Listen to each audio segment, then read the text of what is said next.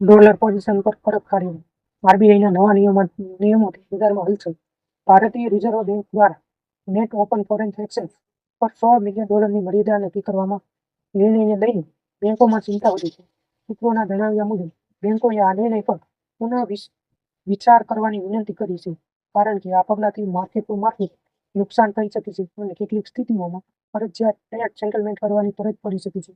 RBI દ્વારા આ માર્ગદર્શિકાનું પાલન 10 એપ્રિલ સુધી કરવાનું અનિવાર્ય બનાવવામાં આવ્યું છે. આ નિર્ણય એવા સમયે લેવામાં આવ્યો છે જ્યારે બજારમાં લાંબા ગાળાના ડોલરની ખરીદીમાં નોંધપાત્ર વધારો થયો છે. અંદાજ મુજબ લગભગ $40 અબજની લાંબી પોઝિશન નજીકના સમયમાં બંધ થવાની શક્યતા છે. બેંકો આ પોઝિશન ઘટાડવાના દબાણ કરીને આરબીઆઈ સ્થાનિક બજારોમાં ડોલરની સપ્લાયને નિયંત્રિત કરવાની કોશિશ કરી રહી છે. ફેબ્રુઆરીના અંતથી શરૂ થયેલી પશ્ચિમ એશિયા તબદીલી બાદ ભારતીય રૂપિયા પર દબાણ વધ્યું છે.